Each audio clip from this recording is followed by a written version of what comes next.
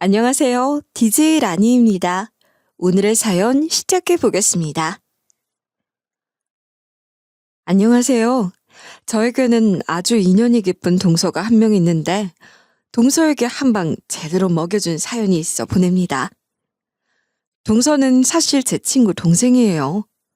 친구는 고등학교 1학년 때 같은 반이 된 이후로 대학교에 가서도 사회생활을 하면서도 꾸준히 연락하고 지냈어요.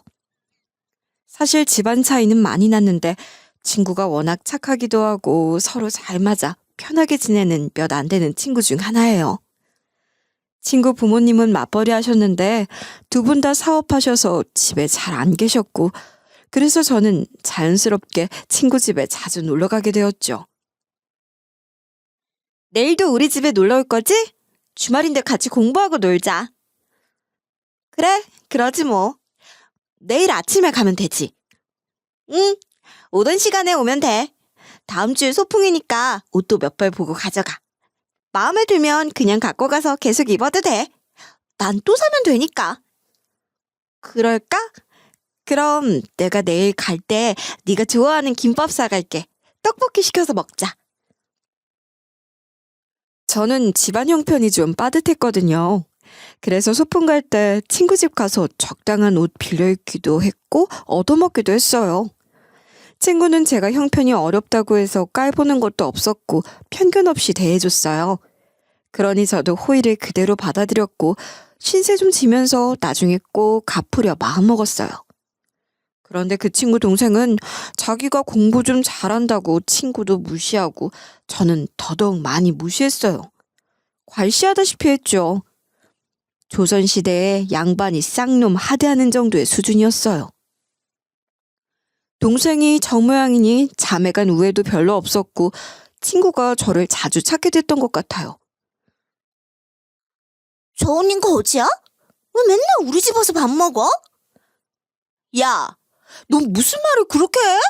내 친구한테 말버릇이 그게 뭐야? 아니, 그렇잖아. 솔직히 저 언니 맨날 우리 집에서 밥 먹고 옷 가져가고 요즘 세상에 밥 못 먹고 사는 사람이 어딨어? 옷 하나 못 사 입는 사람이 어딨어? 거지도 아니고 왜 자꾸 우리 집에 와? 그만 좀 오라고 해. 사람 앞에서 그게 무슨 말이야? 너 그렇게 행동하면 부모님 욕먹는 거 몰라? 솔직히 옷도 하나 못 사 입는 게 말이 돼? 왜 맨날 빌려줘? 그냥 주는 건가? 하긴 유행 지난 거 못 사는 사람한테 줘도 되지. 아무튼 적당히 좀 해. 친구 동생은 대놓고 저를 창피하게 만들면서 막말을 퍼부었어요. 얼마나 싸가지 없게 굴던지. 처음에는 황당하기도 하고 창피해서 숨고 싶기도 했는데 시간이 가니까 무뎌진 건지 제가 마음이 넓어진 건지 그냥 그러려니 했어요. 진짜 미안. 제가 공부만 잘했지 아무것도 몰라. 내가 같이 안 노니까 괜히 심통났나 보다. 괜찮아. 솔직히 우리 집 빠듯한 거 사실이잖아. 네가 나 무시하는 것도 아니고 챙겨주는 건데 나만 당당하면 되지. 근데 쟤는 인성교육이 안 돼서 나중에 어떡하니? 계속 저러면 다른 사람들한테 미움받을 텐데. 사회생활 어떻게 하려고 저러는지 모르겠네. 저도 나름 내공이 쌓이기 시작하니 다 들으라는 식으로 한마디 툭 던질 수 있었어요. 그럴 때마다 그 동생은 눈을 치켜 뜨는데 애가 통통한 게 웬 멧돼지가 노려보는 느낌이었죠. 아무튼 저에게는 은인이나 다름없는 친구랑 성인이 된 후에도 연락을 주고받았어요. 걔는 아직도 싱글인데 집이 풍족하고 본인도 딱히 결혼 생각이 없어 혼자 편히 산다고 했어요.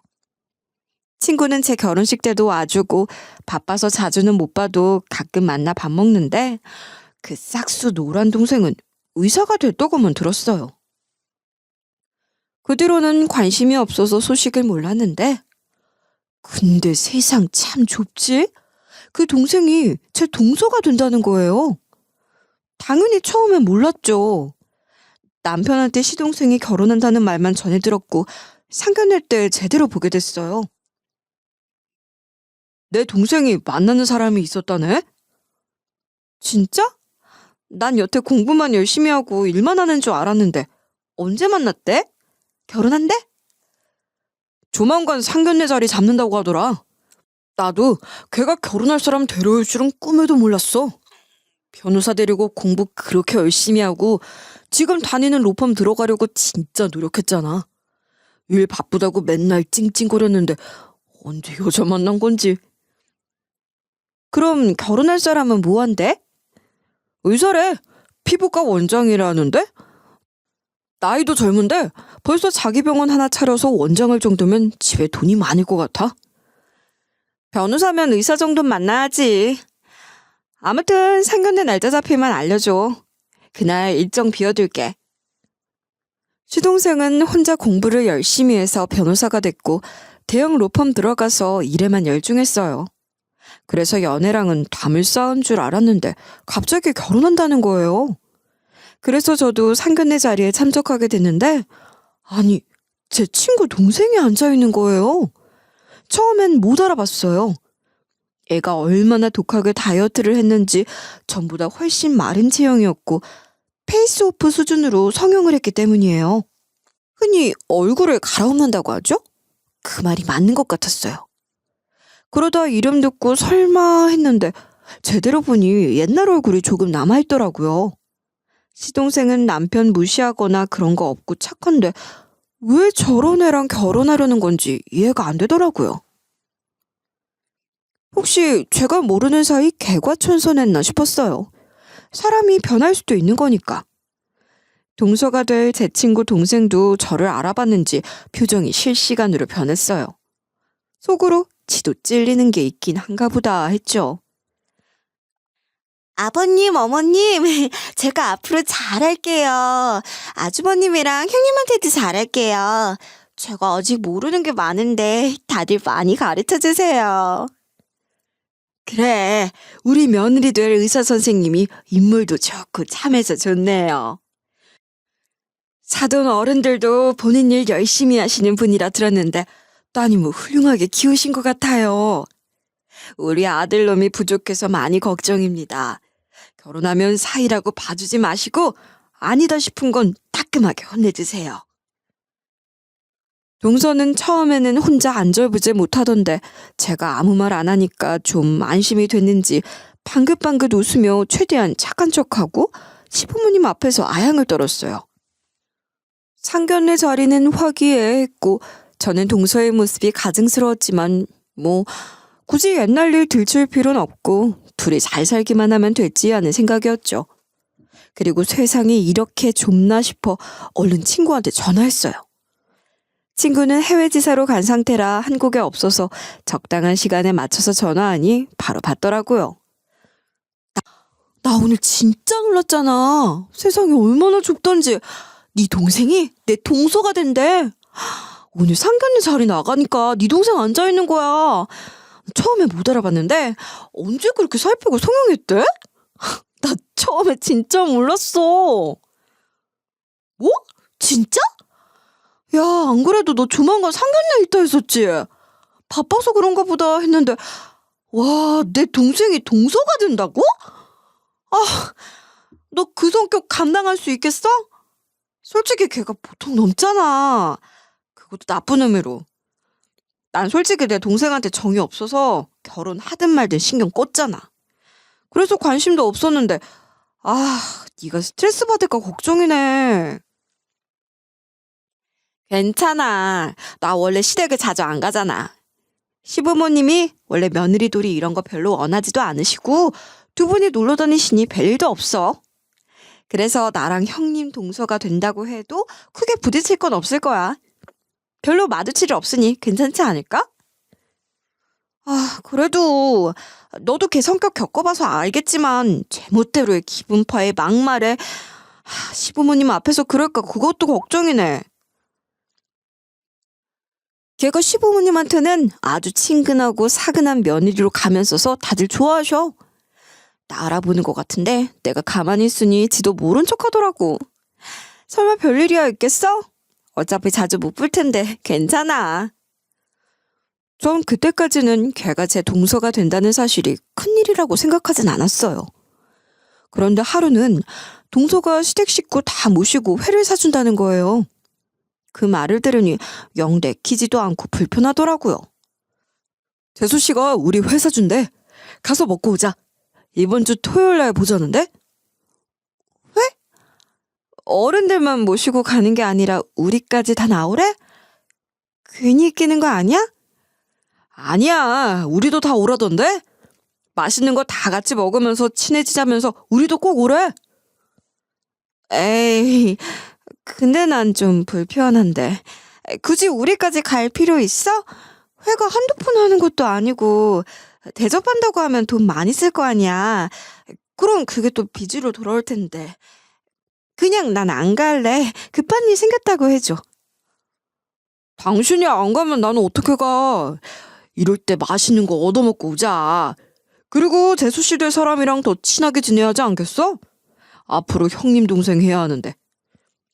솔직히 우리 집은 가족끼리 자주 보는 것도 아니니까 많이 볼 일도 없을 텐데 계속 대면대면 할 수는 없잖아. 저는 크게 내키지 않았지만 남편이 굳이 가자고 하니 도리 없이 따라 나섰어요. 시동생 보기에도 저 혼자 빠지면 안 될 것 같아서 결국 주말에 약속 장소로 나갔죠.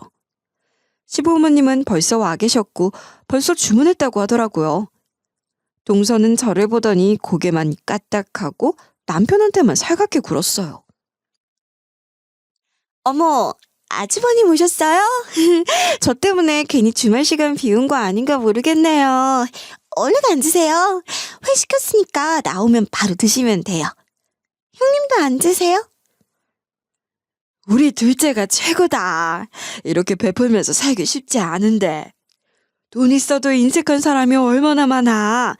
근데 우리 둘째는 식구들 다 챙길 줄도 알고 사돈 어른들한테 교육을 참 잘 받았나 보다. 당연히 제가 할 일인데요.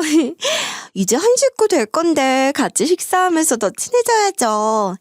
참치회랑 맛있는 거 많이 시켰으니까 넉넉하게 드시고 가세요. 제 성이니까 부담 갖지 마시고요.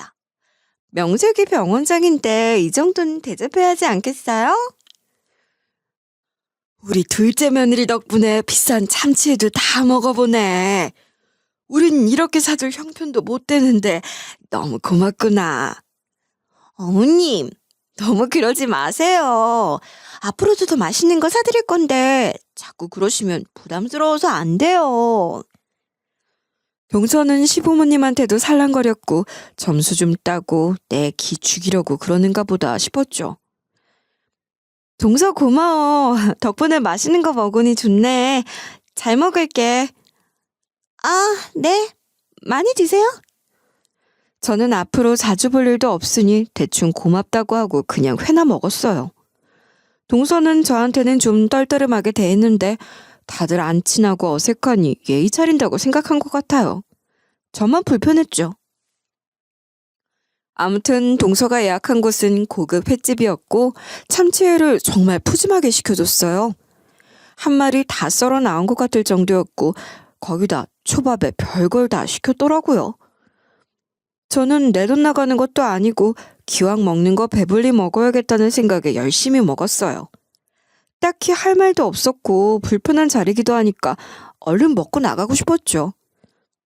우리는 먼저 일어나야겠다. 이 정도면 배부르게 먹었고 너희끼리 더 얘기 나누다 오거라. 그래, 이 양반 말씀이 맞다. 우리가 오래 앉아있으면 너희 불편할 거 아니냐. 너희끼리 친해야 집안이 화목한 법이야. 우린 이제 갈 테니 더 놀다 오렴. 시부모님은 적당히 드시고 바로 일어나셨고 남편이랑 시동생은 술을 많이 마셔서 그런지 잠깐 밖에서 바람 쐰다고 나갔어요. 동서는 처음엔 가만히 있더니 다들 나간 사이에 픽 웃으며 저한테 막말을 했어요. 아니, 눈치도 없이 뭐하러 따라온대? 없는 형편의 참치에는 무슨 동원 참치나 먹던가 고양이 키우니 고양이 참치캔이나 먹던가. 어릴 때부터 우리 집에서 밥 얻어먹더니 꼭 비싼 거 먹을 땐 기를 쓰고 와서 얻어먹더라. 속 보인다, 속 보여. 하긴 돈도 없는데 이럴 때 아니면 참치회 같은 걸 먹어볼 수나 있겠어? 역시 재버릇게 못 준다더니 또 입을 함부로 놀리더라고요. 뭐? 너 손윗 사람한테 무슨 말이야? 앞으로 한 가족 될 텐데 말 함부로 하지 마. 그러다 시부모님 앞에서 막말하면 이미지 깎아먹지 않겠어? 이미지 무슨? 의사 며느리 봤다고 그저 좋아하시던데 뭘.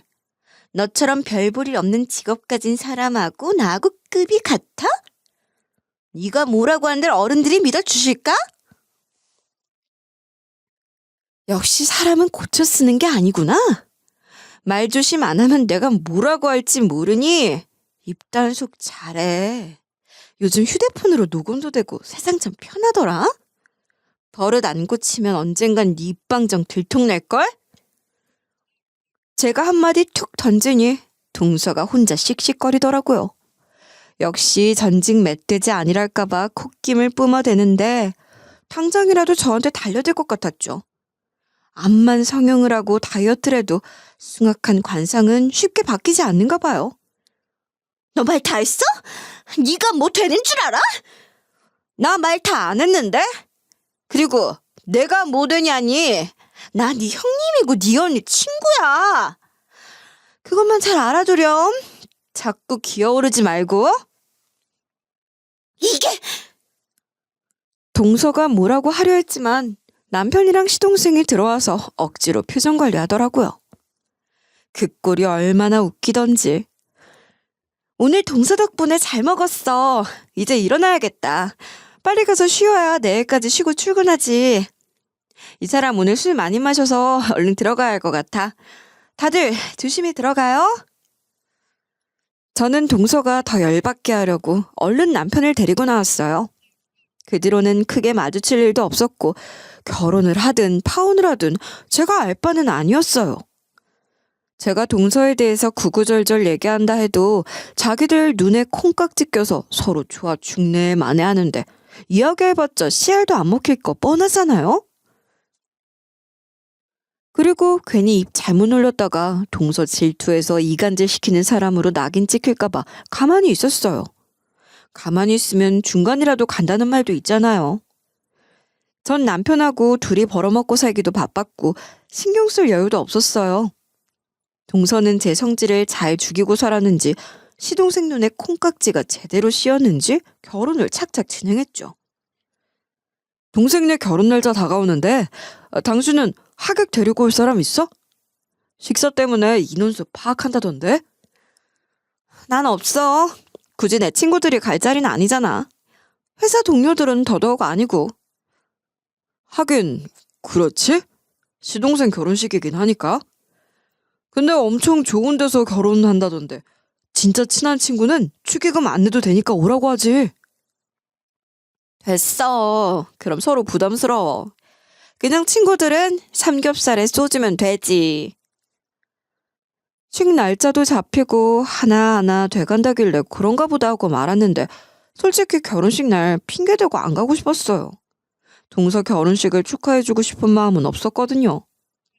그렇다고 해서 집안 행사에 빠질 수도 없어서 은근히 스트레스였어요.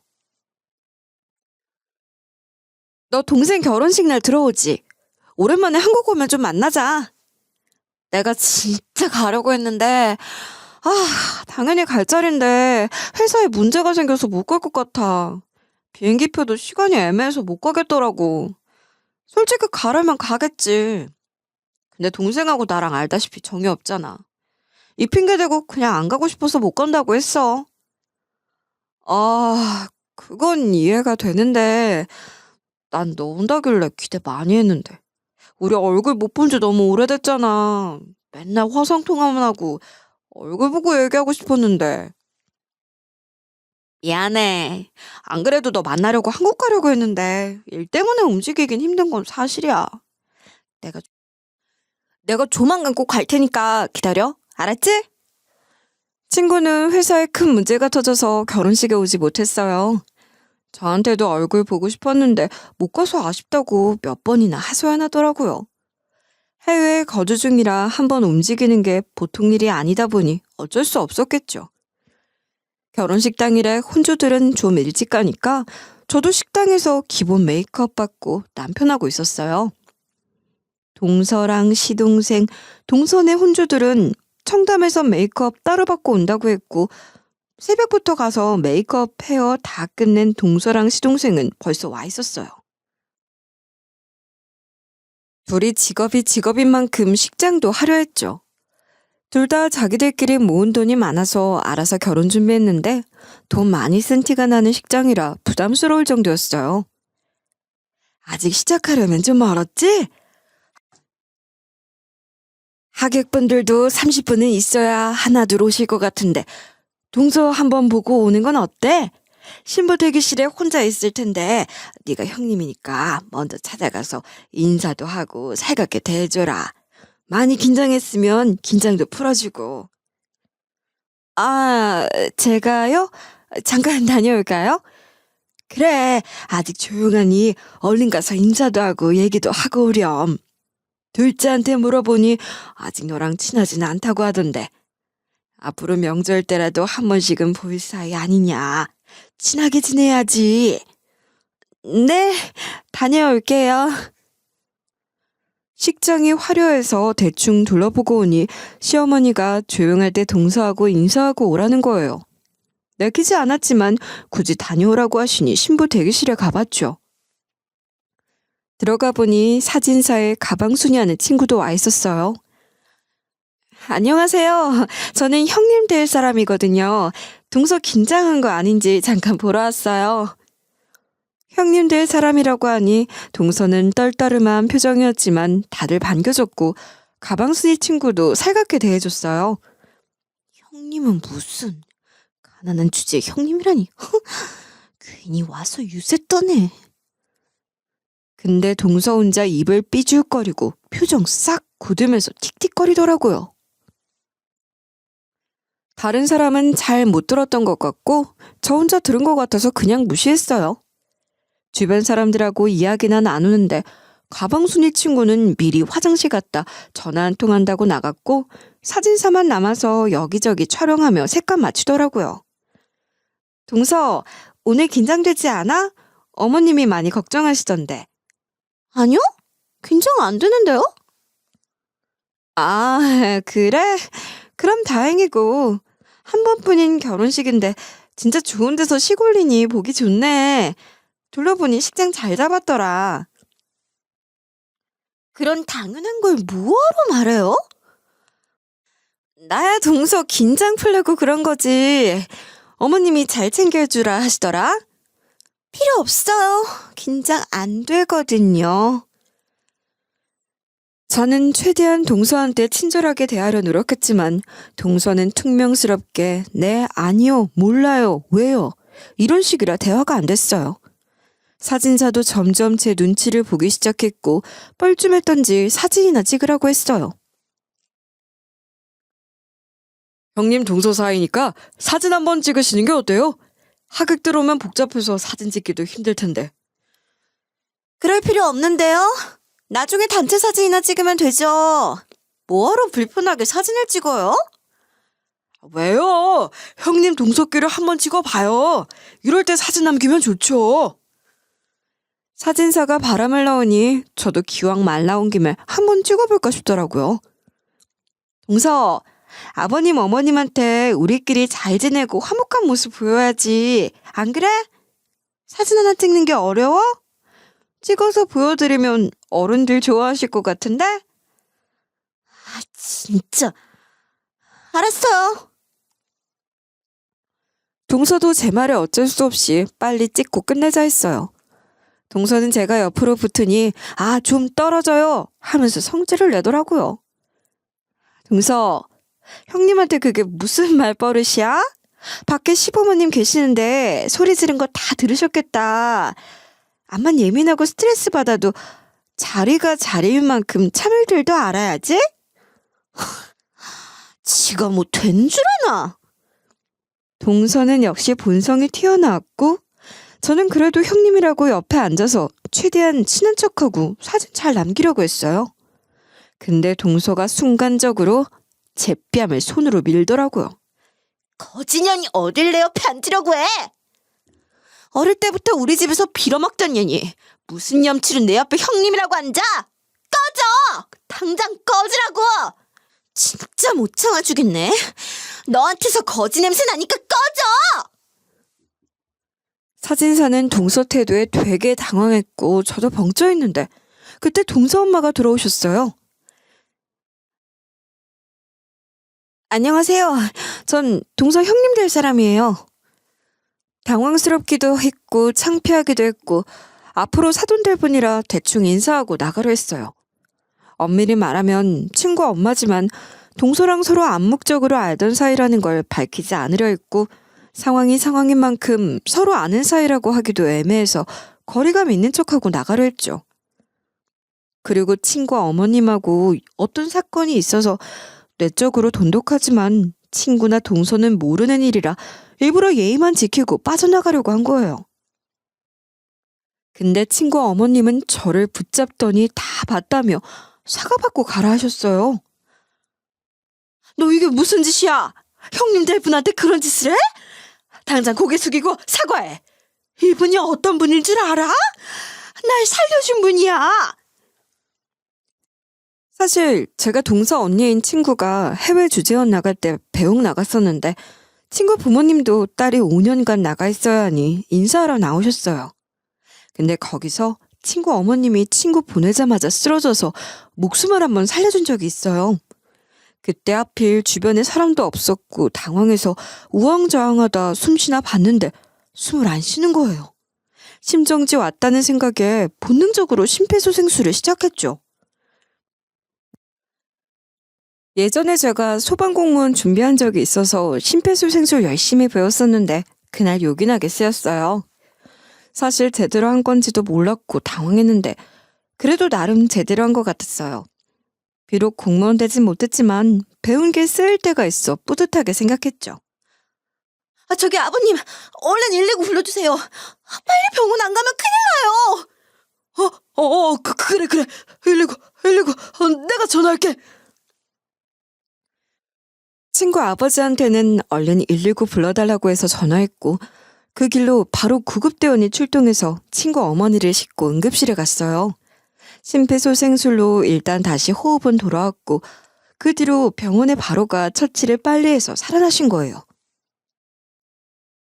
친구 아버지가 응급실에서 전화번호 남겨달래서 남겨놓고 왔고 그 뒤로 친구 부모님 한 번 만나서 10분 정도 커피 마시며 고맙다는 인사를 받았어요.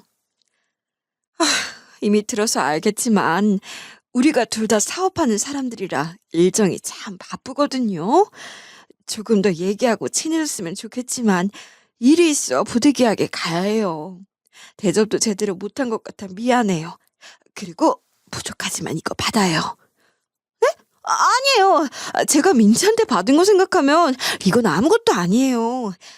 솔직히 저희는 형편이 좋지 않아서 맨날 맛있는 거 얻어먹고 옷도 같이 입고 그랬거든요.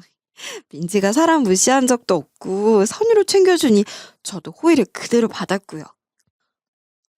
그래도 언젠가는 꼭 갚아줘야겠다 생각은 했었는데 이렇게라도 갚아서 다행이에요. 굳이 돈 주실 필요 없으니까 넣어두세요. 아니에요. 우리 큰애도 친구가 자주 놀러와줘서 좋다고 심심하지도 않고 편해서 좋다고 그랬는데요. 우리가 제대로 못 챙겨줬는데 집에 자주 놀러와줘서 오히려 고마운데 이건 꼭 받아둬요. 안 받으면 내가 평생 미안해서 안 돼요. 알았죠? 친구 어머님은 저한테 사례금을 주셨고 안 받으려다가 계속 주머니에 찔러줘서 감사합니다 하고 받았어요. 그분들 일 때문에 오래 얘기하진 못했고 그렇게 사례받은 뒤로 잊어버렸죠. 친구 엄마는 그 뒤로 한 번 연락하신 적이 있는데 건강하게 생활하는 중이라고 거듭 고맙다고 하셨어요. 요즘 애들 잘 지내고 있죠? 그날 덕분에 심폐소생술 빨리 하고 구급차도 빨리 와서 후유증도 거의 없고 일상생활에 지장 없게 잘 지내고 있어요. 오늘 병원 갔다가 경과가 좋대서 고마워서 또 연락했어요. 다행이네요. 후유증 오면 심하게 온다던데. 건강하셔서 다행이에요. 그건 그렇고, 혹시 애들한테 말하지 않았죠? 우리 딸들 걱정하면 안 되니까 미안하지만 비밀로 해줬으면 해요. 특히 큰애는 해외 나가서 불안할 텐데 기왕이면 몰랐으면 해요. 그럼요. 전 그때 카페에서 뵌 이후로 그날 일 다 잊어버렸는데요. 제가 나서서 얘기할 일은 아니잖아요. 걱정 마세요. 제가 굳이 얘기할 일은 없을 거예요. 그렇게 말해주니 고맙네요. 안심도 되고요. 그럼 다음에 볼 때까지 잘 지내요. 그렇게 친구 어머님이랑 저랑 남모르는 비밀을 간직하고 있었는데 동서가 제 얼굴을 손으로 밀어버리며 막말하는 걸 보셨으니 얼마나 환장하셨겠어요. 하필 친구 어머님이 동서가 미친 짓을 한 직후에 들어오셔서 동서의 막대먹은 행동을 다 받고 황당해하시더라고요. 그러더니 90도로 인사하며 사죄하셨죠. 내가 정말 미안해요. 내가 자식 교육 잘못 시켰어요. 사람들 거의 없는 자리여서 망정이지. 사람들 많은 자리였으면 이게 무슨 창피해요. 아랫사람한테 몹쓸 짓 당해서 많이 당황스럽죠? 미안해요. 동서는 그걸 보고 기겁을 하더라고요. 엄마, 무슨 짓이야? 저렇게 못 사는 집 사람한테 무슨 짓 하는 거야? 거지한테 고개를 왜 숙여? 우리가 저런 거렁뱅이한테 고개 숙일 사람들이야? 내가 너 그렇게 가르쳤어? 네가 몰라서 그렇지? 사실 저분이 내 목숨을 살려줬던 분이야. 네 언니 출국하던 날 갑자기 심정지가 와서 쓰러진 걸 네 형님 될 분이 바로 살려줬다고. 이분 아니었으면 난 그날부로 세상 떠났을지도 몰라. 알지도 못하면서 어딜 입을 함부로 놀려? 너 그따위로 행동할 거면 다 때려쳐! 뭐라고? 엄마가 심정지가 왔다고? 그래, 너희 걱정할까 내가 말 못했다만. 그리고 그걸 떠나서 네 언니 친구잖아. 형님이기 전에 네 언니랑 친한 친구한테 입에 담지도 못할 말을 해? 너 그렇게 살면 네 주변에 사람이 남을 것 같아? 너 나이 더 들기 전에 성격 좀 고쳐. 친구 어머님이 사실관계를 얘기하니 동서가 입을 다물더라고요. 그러다가도 뭔가 억울했던지 또 막말하기 시작했어요. 암만 그래도 난 형님으로 인정 못해. 전현이 어릴 때부터 우리 집에 와서 언니한테 빌붙은 년이야. 우리 집에서 밥이나 얻어먹고 옷가도 다 입고 했던 년인데 내가 저런 거랑 형님 동살 사이야? 말도 안 돼. 여전히 동서는 입에 담지도 못할 말을 했고 친구 어머님은 기가 차다는 표정으로 호통을 쳤어요. 너 그런 이성으로 시부모님 어떻게 모시고 살 거야? 내가 이 결혼 지금이라도 물을까? 당장 네 형님한테 사과 안 해? 내 목숨 살려준 분한테 무슨 소리야? 넌 도대체 누굴 닮아 이 모양이야? 공부시켜주고 해달라는 거 다 해줬더니 돌아오는 게 이런 거야? 내가 너 이러라고 공부시킨 줄 알아? 친구 어머님은 순간 욱하셨는지 동서에게 손을 올렸어요. 가만 보니 동서 부모님도 여태 많이 참으신 것 같았어요. 나라도 내 자식이 저러면 가만 안 둘 것 같긴 해요. 다리 몽둥이라도 부러뜨려야죠. 너 지금 사과 제대로 안 하면 네 병원 당장 문 닫게 할 거야. 내 건물에 월세도 안 내고 병원 오픈했으면 시키는 대로 나 해. 너 내가 빈말 안 하는 거 알지? 사과 안 하면 바로 병원 빼야 할 거야. 네 힘으로 다른 데 알아보고 오픈하던지 말던지 알아서 해. 그때 신부 대기실이 소란스러워져서 그런지 시어머니가 들어왔어요. 어? 사부인도 오셨네요. 뭔가 소란스러운 것 같아서 와봤는데 별일 없죠? 이제 하객분들 오기 시작했거든요. 첫째도 얘기 다 했으면 슬슬 나와서 하객 맞으렴. 어머님, 동서하고는 말씀하신 대로 이야기 좀 나눴어요. 아직 어색해도 금방 친해질 것 같아요. 그리고 동서가 넘어질 뻔해서 그렇지 별일 없었어요. 다들 놀라서 소리 지르느라 밖에도 큰 소리가 나간 것 같네요. 그래? 아유, 조심해라. 안 그래도 구두굽이 너무 높은 것 같더니. 우리 애가 키가 크다고 맞춘다고 일부러 높은 거 신었다며? 여자는 더 작아도 흠이 안 되니 그럴 필요는 없는데. 아무튼 다치면 안 되니 조심해라. 큰애도 둘째 달래고 얼른 나오고. 알았지? 네, 어머니. 곧 나갈게요. 시어머니가 나가자마자 친구 어머님은 동서한테 얼른 사과하지 못하겠냐고 눈을 부릅뜨고 얘기하셨어요. 이런 형님이 어딨어? 네 행실을 보아하니 어릴 때부터 얼마나 말을 함부로 했을지 뻔하다. 당장 사과해. 안 하면 국물도 없을 줄 알아. 네 아버지한테도 얘기해서 너한테는 한 푼도 안 물려줄 거니 그리 알아. 친구 어머님이 엄포를 놓으니 그제서야 동서는 마지못해 저한테 90도로 인사하며 사과했어요.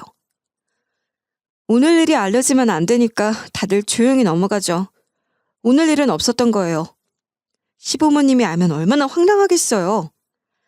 대신 동서는 다시는 남 무시하거나 막말하는 일 없었으면 해. 네, 형님. 동서가 꼬리를 내린 걸 보니 통쾌했어요. 식장에서 보니 표정 관리 억지로 하던데 속으로 얼마나 부글부글 끓었을지 다 보이더라고요. 좋은 날 무시하던 사람한테 고개 숙여 사과해야 했으니 자존심이 얼마나 스크래치가 났겠어요? 그래도 제가 그것까지 이해해줄 필요는 없죠. 친구도 어머님한테서 얘기를 들었는지 한국에 잠깐 들어왔을 때 따로 저를 불러내서 너무 고맙다며 맛있는 걸 사줬어요. 내가 대충 들었는데 내 동생이 너한테 잘못했다며. 걘 정말 끝까지 날 창피하게 하네. 이래서 공부 잘하는 건 아무 소용없다니까. 사람이 인정이 돼야지. 어머님이 얘기하셨구나. 그냥 덮자고 했는데 또 너한테까지 다 얘기하시고. 아무튼 됐어. 어머님이 강하게 나가서 사과 안 하곤 못 배기게 만드셨거든. 그래서 동서가 나한테 90도로 인사하며 사과했거든. 그거면 됐지. 우리 엄마가 너한테 고마운 거 많으니까 한국 들어오면 꼭 맛있는 거 사주라고 돈 주셨거든. 덕분에 다들 오늘 잘 얻어먹겠다. 우리 오늘 실컷 먹자. 친구 어머님 덕분에 저희는 2차, 3차까지 계속 먹었어요. 남들은 술자리로 2차, 3차 나가는데 저희는 식당을 바꿔가며 계속 먹어댔죠. 오랜만에 얘기하니까 소화가 빨리 돼서 그런지 계속 먹어도 그렇게 배부른 걸 몰랐네요. 네 덕분에 우리가 엄마 안 잃었더라. 나도 몰랐는데 깜짝까지 속였어?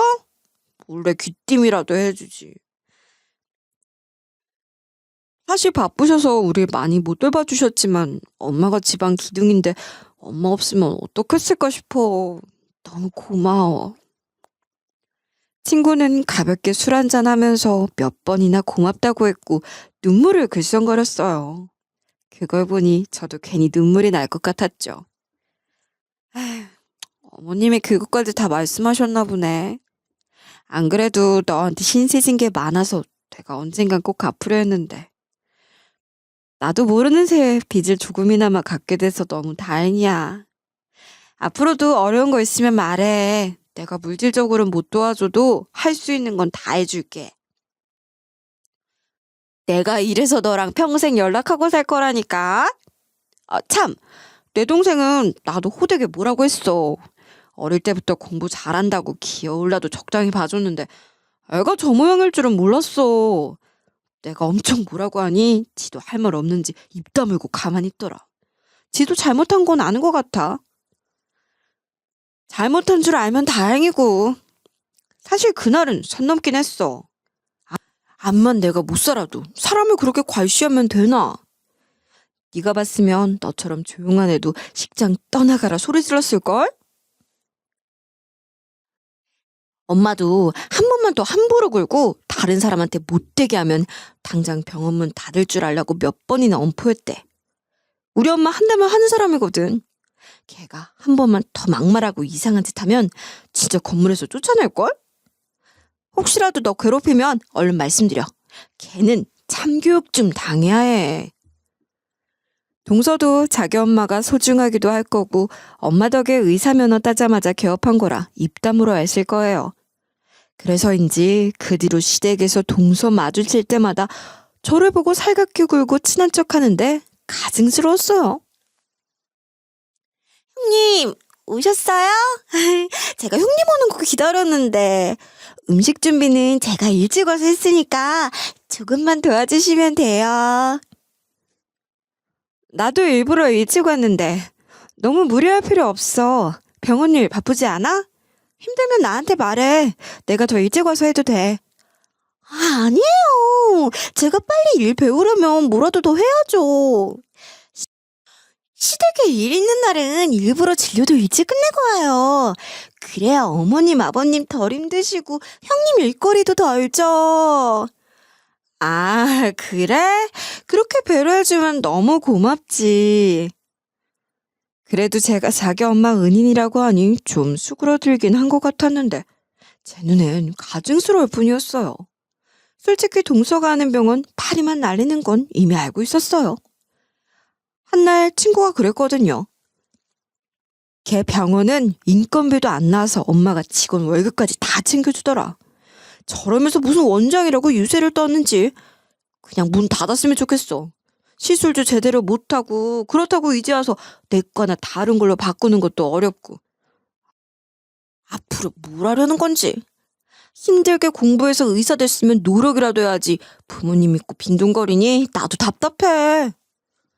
그래서 앞에서는 생색내고 뒤에서는 자기 자존심 때문에 병원 문도 못 닫고 할 일도 없으니 시댁 핑계 대면서 일찍 오는 거 아니냐고 콱 쥐어받고 싶기도 했어요. 하지만 집안의 평화를 위해서 아는 것도 모른 척 해야 했죠. 아휴, 둘이 사이가 참 좋네. 언제 이렇게 친해졌어? 내가 며느리 둘이 참 잘 봤다. 나는 며느리 복은 많은 것 같아. 아들놈들도 지 밥벌이 알아서 하고 가정도 다 꾸리고 손주만 보면 딱 좋은데 그건 내 욕심이지. 시부모님은 아무것도 모르고 그저 며느리 잘 봤다고 하시니 이걸 좋아해야 할지 모르겠더라고요. 내심 동서의 본성을 알았으면 하는 마음이 들면서도 또 시끄러워질 걸 생각하면 평생 모르시는 게 낫겠다 싶었죠.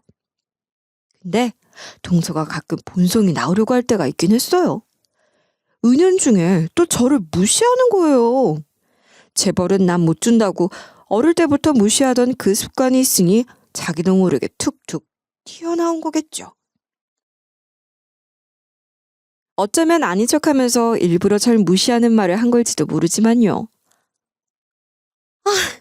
이것도 몰라요? 하긴 못 먹고 산 집안에서 이런 거나 알겠어요? 학교 공부도 못했으니 이런 걸 알 턱이 있나? 원래 집안 형편이 안 좋은 사람들은 뭘 모르잖아요, 답답하게. 아이, 모르면 물어보고 해요. 괜히 나서서 하다가 망치지 말고. 뭐라고? 동서 지금 뭐라고 했어? 또 나 무시하는 거야? 사부인께서 그만큼 동서 교육시켜주지 않았나? 막말하면 바로 병원 뺄 거라고. 근데 아직도 그 모양이야? 아직도 버릇 못 고쳤어? 내가 바로 말씀드릴까?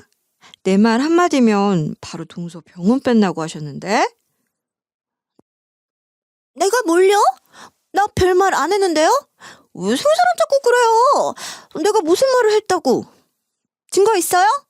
본인이 잘못 들은 거 아니에요? 평소에 여기저기서 무시당하시나 봐요. 그러니까 내 말도 잘못 들은 거 아닌 거 몰라? 이런 식으로 자기도 모르게 툭툭 내뱉었다가 제가 따끔하게 말하면 오리발을 내밀곤 했죠. 저는 하도 가짜나서 이게 어디까지 하나 지켜보기로 했어요. 제가 두고 보니 동서가 스멀스멀 자기 본성을 드러내려고 했고 이걸 콱 밟아줘야겠다는 마음에 하루는 동서한테 한마디 했어요. 여태 몰랐겠지만 나도 만날 때마다 녹음기 켜놓고 다녀. 서브폰 배터리가 얼마나 오래 가던지 몰라? 너랑 있을 때 계속 켜놓고 있어도 안 꺼지더라. 허튼 짓 하면 시부모님하고 너네 어머님한테까지 다 얘기할 거야. 그럼 병원은 싹 날아가겠지? 아니, 내가 뭘 어쨌다 그래요? 녹음이라뇨? 녹음은 왜 해요? 진짜 해요? 지금도 하고 있어요? 아니, 그거 범죄 아니에요? 녹음을 왜? 한번 내가 싫어도 그렇지, 녹음이라뇨? 너무한 거 아니에요? 그건 네 상상에 맡길게. 그리고 내 목소리도 들어가면 불법 아니거든? 녹음한 거 인터넷에 올리는 것도 아니고. 아무튼 허튼 짓 하면 바로 말씀드려서 병원 문 닫게 할 거니까 그리 알아. 나 요즘도 사부인 만나면서 커피 한 잔 마시고 있거든? 동서는 가끔 대화하다 집안이 어렵지 않냐, 그 형편으로 아기 낳을 순 있겠냐 하는 식으로 까내릴 때가 있었는데 난 몰래 녹음해두긴 했어요. 옹졸한 것 같아서 풀진 않았는데 성가시게 보니까 한마디 한 거예요. 그 뒤로 동서는 완전히 깨갱하고 제 눈치만 보고 있어요. 사람이 은연중에 눈치 보고 압박감 받는 것만큼 스트레스인 게 없을 거예요. 그렇게 제 눈치만 보게 됐으니 그것만 해도 큰 복수라고 생각해요. 저를 완전히 밑바닥보다 더 무시하던 애가 저만 보면 설설 기고 있으니까요. 집안 분란 안 일으키면서 납작 엎드리게 하니 그 꼴 볼 때마다 꿀잼이에요. 참, 동서 결혼식장에서 한바탕 소란이 있었던 후에 친구네 어머님하고도 자주 만나게 됐어요. 가끔 우리 둘째가 무슨 말 안 하냐, 잘못된 짓 안 하냐 하면서 연락 자주 하시길래 아니라고 했고, 그러다 보니 자연스럽게 소소하게 소통하게 됐거든요. 특히 저는 유기묘 데려다 키워서 유기견 키우는 친구 어머님하고 동질감도 생겼고, 그렇게 얘기하다 보니 친구처럼 자주 소통하고 만나게 됐죠. 난 진짜 그날 많이 놀랐어. 솔직히 우리가 집에 자주 있어주진 못했지만 그래도 원하는 대로 다 해줬거든. 병원도 본인들이 차려줬고 공부도 다 시켰는데 인성이 저 모양인 줄 몰랐어. 암만 학원 보내달라는 대로 보내주고 필요한 거 다 사줘도 다 소용없다. 부질없다. 우리가 집을 자주 비워서 애들 잘 못 챙겨줬는데 그것 때문에 애가 저 모양이 된 것 같아. 그때 둘째가 무례하게 군 거 너무 미안해. 친구 어머님이 자꾸 그 난리로 사과하시니 제가 다 죄송할 정도였어요. 저는 성격이 무던하고 단순한 편이라 벌써 다 잊어버렸거든요. 근데 잊을만 하면 자꾸 이야기하셔서 민망할 따름이었죠. 만약에 너한테 조금이라도 함부로 대하는 거 귀에 들어오는 순간 병원 진짜 뺏어버릴 거야. 환자도 별로 없어서 사실 딸만 아니었어도 바로 계약 안 할 건데, 그래도 딸이라고 월세도 안 받고 병원장으로 지나게 해줬더니만 제가 저렇게 내 얼굴에 멍치를 하네. 운영도 못할 거면 그냥 문이나 닫지 뭐하러 꾸역꾸역 운영하는지 몰라. 그 뒤로는 아무 일 없으니까 걱정 마세요. 동서도 이젠 철든 것 같아요. 그러니까 안심하세요. 아, 다음 주에 민지 한국 들어온다던데. 그때 다 같이 봐요. 동서도 같이 보면 좋을 텐데. 그럴까? 일정 한번 잡아볼게. 저는 친구네 가족하고 친척처럼 편하게 지내는 중이에요. 동서도 크게 자주 볼 일이 없고 저만 보면 바짝 엎드리니 별로 성가실 거 없이 평화롭게 지내고 있죠. 친구네 엄마랑 친해져서 지원군이 하나 더 생긴 것 같았고, 이직 준비한다 하니 본인 회사에 서류 넣어보라고 하셨어요. 나 은근히 냉정한 거 알지? 스펙이나 실력 별로면 안 뽑는다. 네, 알죠. 친하다고 눈 감아주고 그러시면 안 돼요. 그럼 저도 자존심 상해요. 서류 넣어도 칼같이 본다고 하셨는데 제가 적합했던지 친구네 엄마 회사로 이직하게 되었죠. 그 뒤로 동서는 제가 무슨 말 할까봐 더 조마조마해 보이는 것 같았어요. 앞으로도 형님 노릇하면서 두 발 쭉 뻗고 살려고 해요.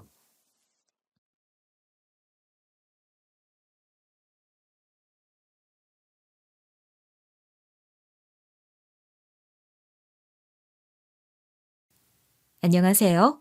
DJ 사나입니다. 오늘의 사연 시작해 보겠습니다. 사람들은 모두들 자기가 갖지 못한 것들에 대해 갈망하곤 하죠. 그 갈망이 너무 간절하고 커지면 때때로 봐야 할 것들을 못 보기도 하고 몇 번이나 있었던 경고 신호들을 못 보고 놓치기도 하죠. 여러분에겐 그런 경험이 있으셨나요? 저에겐 제 전처와의 일들이 그랬습니다. 가족을 너무나 갖고 싶어 했고 가족을 만들고 싶은 마음에 눈앞이 멀어 미처 알지 못했던 충격적인 진실들.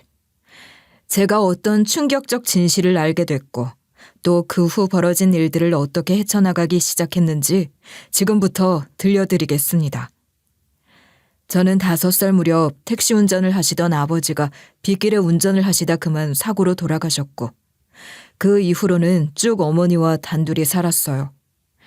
그 탓에 어릴 적부터 아버지의 빈자리를 느끼며 자라왔지만 어머니께서는 그 공백을 메우기 위해 참 부단히도 애를 많이 쓰셨죠. 전 비록 편모 가정에서 자랐지만 따뜻하고 헌신적인 어머니 덕에 외롭지 않게 자랄 수 있었어요. 하지만 그런 어머니마저 제가 21살 되던 해에 지병으로 돌아가시고 말았고 이미 성인이 된 후이긴 했지만 너무 큰 상실감과 외로움을 느끼게 됐던 게 여전히 생각나요. 나 이제 정말 혼자구나, 고아구나. 그런 생각에 서러움과 서글픔이 밀려왔죠. 아마 그때부터 전 가족에 대한 갈망이 더 강해졌던 것 같아요. 사랑하는 사람과 안정적인 가정을 꾸리는 것이 제게 가장 중요한 목표가 되었죠. 그리고 그러던 중에 전처를 만났어요. 처음 만났을 때 전처는 밝고 활기차 보였어요. 제가 본 전처의 첫인상은 정말 구김살 없이 잘 자란 사람이라는 느낌이었죠. 연애를 시작하며 전처는 제게 본인이 홀어머니 밑에서 자랐다고 말했고 그런 부분에서도 좀 동질감이 들더라고요. 당시에는 그저 그 정도의 정보만 알고 있었어요. 그게 제 전체의 삶에 어떤 상처와 아픔을 남겼는지 알게 된 건 연애를 시작한 지 한참 뒤였죠. 전처의 이야기를 듣고 알게 된 사실은 제겐 좀 충격적이었어요. 전처의 아버지, 그러니까 장인어른은 돌아가신 게 아니라 바람을 피우고 가족을 버리고 떠난 사람이었더라고요. 전처가 어렸을 때 본인 아내는 물론 딸까지 나 몰라라 하고는 가정을 내팽개친 채 바람난 상대에게로 떠났고 이후로 장모님은 혼자서 모든 걸 책임지며 딸을 키워야 했던 거죠. 이런 가정 환경은 전처와 장모님 모두에게 큰 상처를 남길 수밖에 없었을 거고요. 전처가 말하길 장모님은 그 사건 이후로 남자에 대한 불신이 굉장히 컸다고 하더군요. 본인 딸인 전처에게도 넌 절대 결혼 같은 거 하지 말고 그냥 혼자 살아라 라고 말할 정도였다고 했죠. 결혼이라는 제도도 남자라는 생물에 대해서도 전혀 신뢰하지 못했던 거예요. 전 그 말을 듣고 나서야 장모님께서 절 처음 만났을 때 보여주셨던 차가운 태도의 이유를 알 수 있었어요. 장인어른이 했던 일들을 생각하면 그럴만도 하겠다. 좀 이해가 가더라고요. 아무튼 장모님이 워낙 남자에 대한 불신이 크고 연애니 결혼이니 다 부질없다 이런 주의이다 보니 전처는 특히나 장모님께 절 소개하며 안심을 시키려고 부단히 애를 많이 썼어요. 엄마, 성민 씨 그런 사람 아니야. 세상에 뭐 아빠 같은 사람만 있는 줄 알아? 세상엔 좋은 남자도 많아. 성민 씨 나한테 정말 잘하고 다정하고 가정적인 사람이야. 엄마도 봤잖아. 좋아 죽을 때 뭔들 못해. 너희 애비도 그랬어.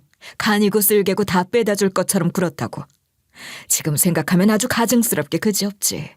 그런 알량하고 간사한 마음이 얼마나 가겠다고. 세상에 제일로 한심한 년이 남자 마음 믿는 년이다. 장모님은 계속해 저희 결혼을 반대하셨고 단호한 모습을 보며 결국 이 관계를 좋게 만드는 건 모두 내 몫이구나 싶더라고요.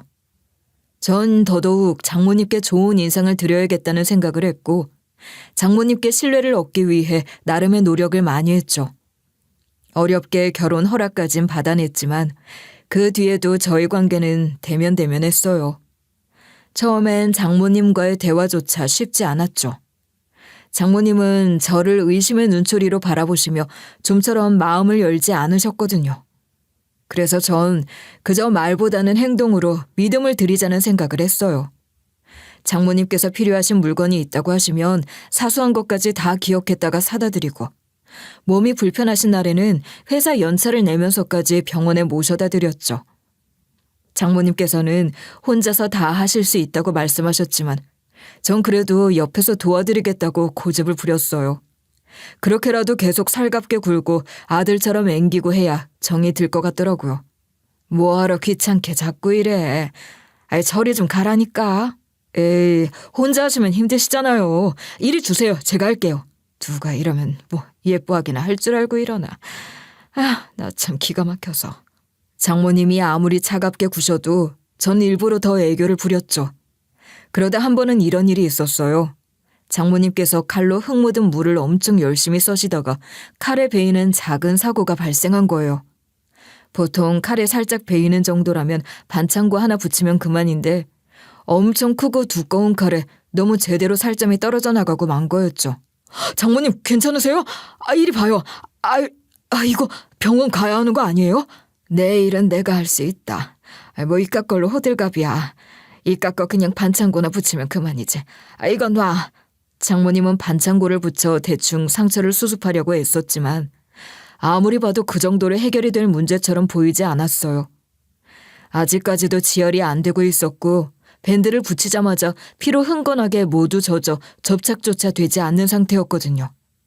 결국 전 장모님이 뭐라 하건 장모님을 번쩍 안아들었어요. 이러시다 정말 큰일 나십니다. 허락 없이 굴어서 죄송합니다. 하지만 지금 당장 병원에 가야 해요. 이게 왜 이래 진짜? 이거 안 나? 당장 내려놔.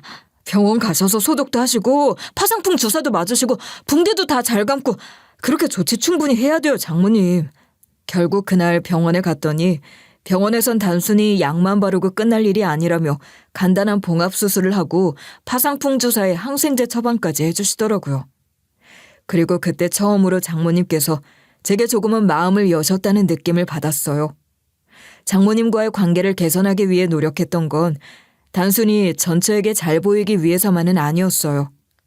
전 정말로 장모님을 제 가족으로, 저의 두 번째 어머니 같은 존재로 받아들이고 싶었고 그분의 상처를 조금이라도 덜어드리고 싶었어요. 장모님께서 겪으셨던 아픔과 불신을 제가 완전히 없앨 순 없겠지만 그래도 조금은 줄여드릴 수 있을 거라고 생각했어요.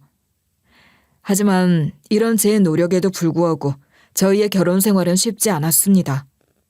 저는 전처와 함께라면 어떤 어려움도 이겨낼 수 있을 거라고 믿었어요. 전처 역시 어머니의 상처를 보며 자라왔기 때문에 가정을 지키고자 하는 의지가 강했고요. 그래서 우리는 서로를 의지하며 나아갔죠. 그런데 사람이 살아온 습성이란 게 그렇게 하루아침에 바뀌는 게 아니잖아요. 처음엔 절 좀 인정하는가 싶던 장모님은 어느새 다시 절 의심의 눈초리로 보기 시작하셨어요.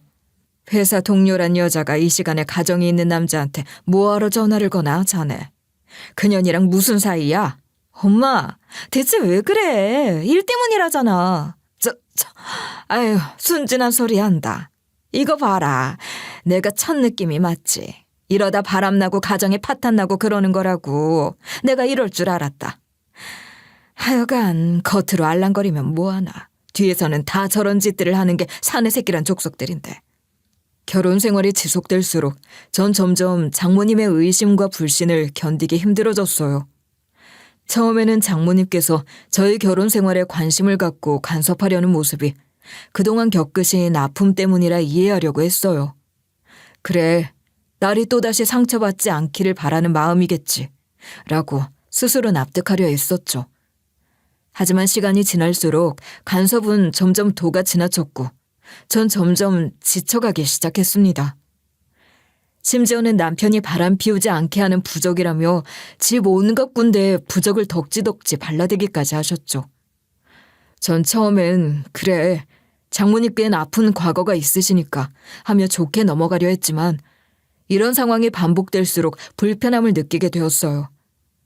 문제는 제가 이 부분을 몇 번이나 아내에게 이야기했지만 아내는 늘 장모님의 편을 들었어요. 당신이 생각해도 이건 정말 해도 해도 너무하다 싶지 않아? 엄마도 다 우리를 위하는 마음에서 그러시는 거야. 조금만 이해해드리자, 어? 엄마가 얼마나 마음고생했는지, 얼마나 힘들게 나 키우셨는지 당신도 알잖아. 그래도 우리 집 꼴을 봐. 지금 여기가 무슨 무당집인지 일반 가정집인지도 헷갈린다. 아니, 무슨 교회 다니신다는 분이 온 집안을 이러고 부적으로 도배를 해놓냔 말이야. 오죽하면 그러시겠어, 오죽하면. 엄마 새벽 기도까지 나가셔. 그러니까 그냥 그 마음 조금만 알아들이자, 응? 그 정도는 할 수 있잖아. 아내는 늘 이런 식으로 말하며 장모님을 감싸고 절 설득하려 했어요. 그럴 때마다 전 더 깊은 좌절을 느끼게 됐죠. 제 입장에서 본 장모님의 행동은 걱정이나 사랑이 아니라 집착과 통제처럼 느껴졌거든요. 아내는 그런 제 마음을 이해하려 하지 않았어요. 전 그럼에도 불구하고 가정을 지키고 싶었어요. 아무래도 제가 부모님이 안 계시고 혼자이다 보니 더 그랬던 것 같아요. 그리고 무엇보다 아내와 함께라면 이런 문제를 해결하며 잘 살아갈 수 있을 거라고 믿었어요. 그래서 몇 번이고 참아내고 아내와 대화를 시도하며 타협점을 찾으려 노력했어요. 전처도 한동안은 저희 사이의 문제를 개선하기 위해 노력하는 모습을 보였어요. 여보, 우리 아이 가질까? 당신 항상 아이 갖고 싶어 했잖아. 나야 좋긴 하지만 갑자기 왜? 당신이 몇 년은 신혼 더 누리고 싶다면서 좀 미루자고 하더니 왜 생각이 바뀐 거야?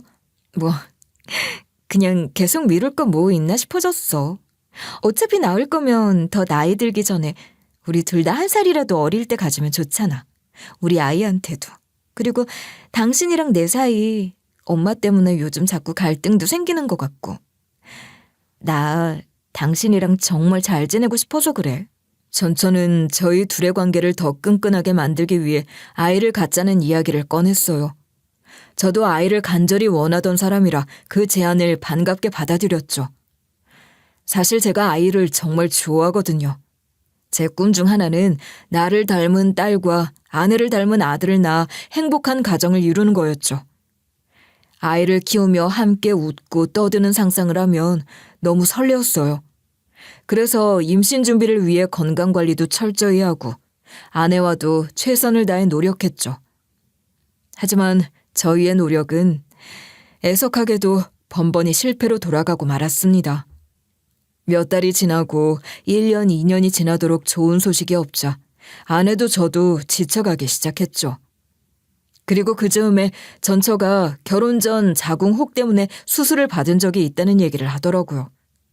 그때서야 전처의 자궁이 약하다는 걸 알게 되었죠. 하지만 아내의 이야기를 들었을 때 전 단 한순간도 아내를 탓하지 않았어요. 오히려 아내가 얼마나 큰 상처를 받았을지 상상하니 마음이 아팠어요. 전 아내를 위로했고 그렇게 저희는 서로를 다독였어요. 하지만 임신과 관련된 문제는 저희 결혼 생활에 또 다른 갈등을 일으키는 씨앗이 되고 말았습니다. 아내와 저는 끊임없이 노력했지만 그 과정에서 장모님의 개입은 더욱 심해졌어요. 장모님은 아내가 아이를 가지지 못하는 것에 대해 자신의 방식으로 해결책을 제시하려 하시더군요. 때로는 전혀 엉뚱한 민간요법을 강요하기도 하고 제가 이런저런 약재를 사다 먹게 해야 한다며 잔소리를 하기도 했죠.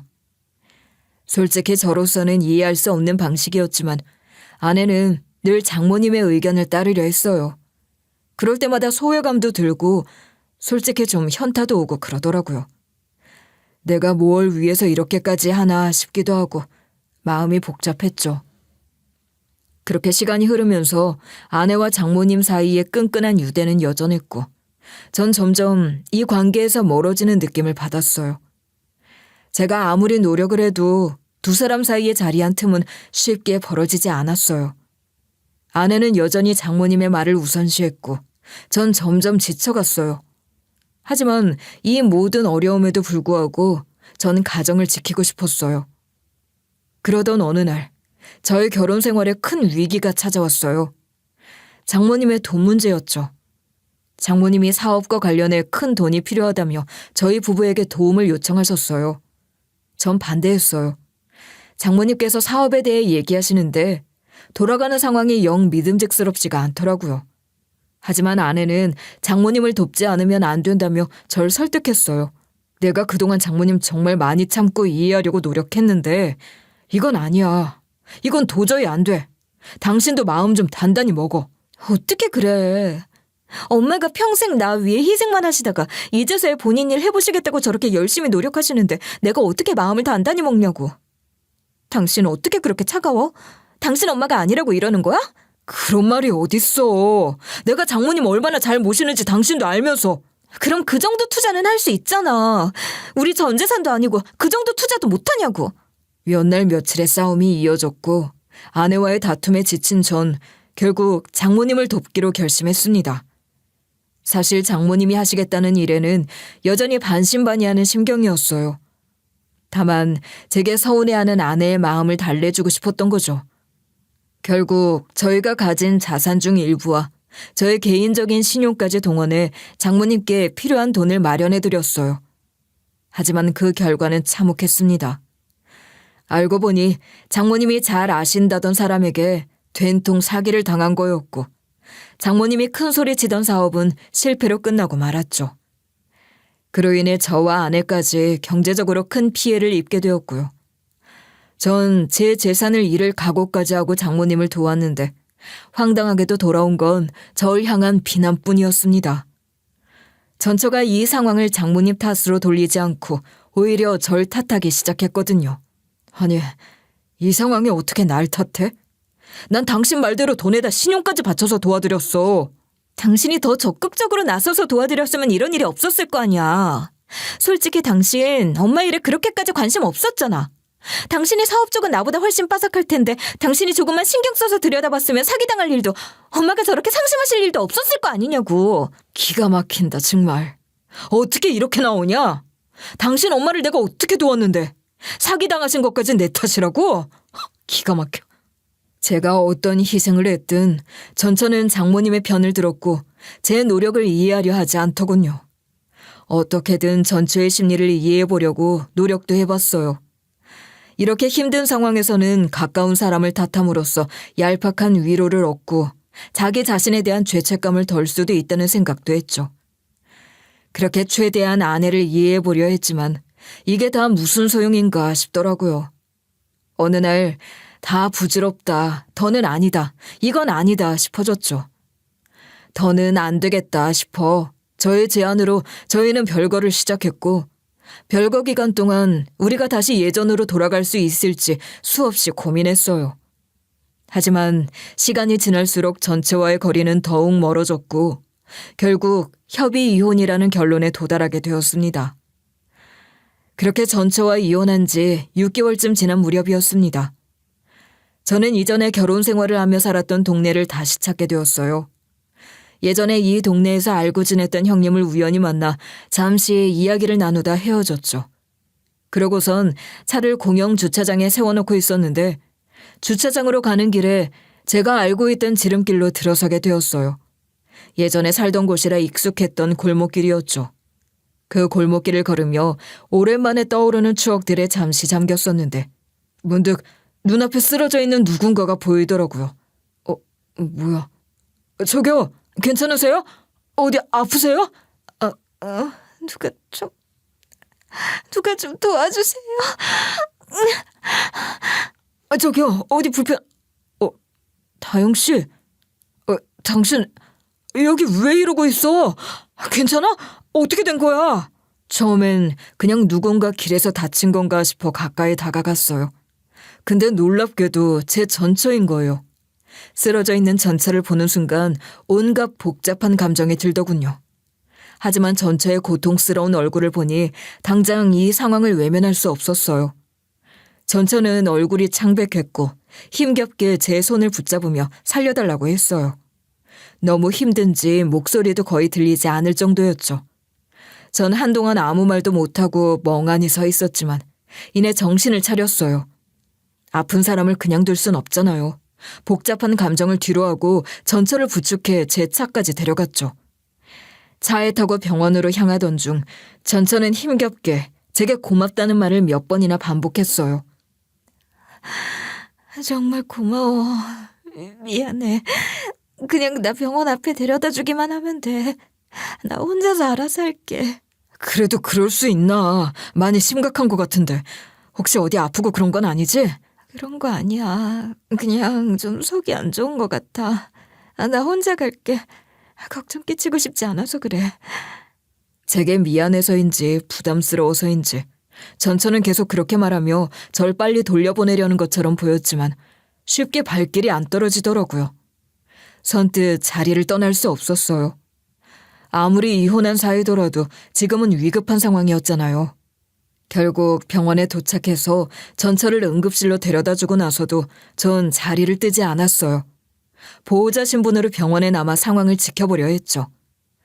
그런데 그렇게 앉아있다 문득 내가 여기 계속 머무는 게 오히려 부담스러울 수도 있겠다는 생각이 들더라고요. 게다가 이혼한 사이인데 이렇게까지 신경 쓰는 게 맞는 걸까 싶기도 했고요. 아무래도 그냥 가는 게 낫겠다 싶더라고요. 그렇게 자리를 떠나려고 일어서는 순간 응급실 쪽에서 갑자기 뛰쳐나온 간호사가 절 향해 다급히 외쳤어요. 저기요, 주다영 씨 보호자분, 지금 잠깐 와보시겠어요? 네? 왜 무슨 일 있나요? 일단 빨리요.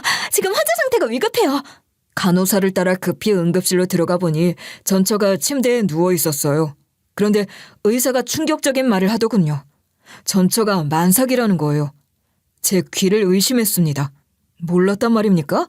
거기다 이렇게 배에다 압박 붕대를 칭칭 감고 있었어요. 이것도 몰랐습니까? 아니, 왜, 어떻게 이런... 만삭이라니 말이 안 되잖아요.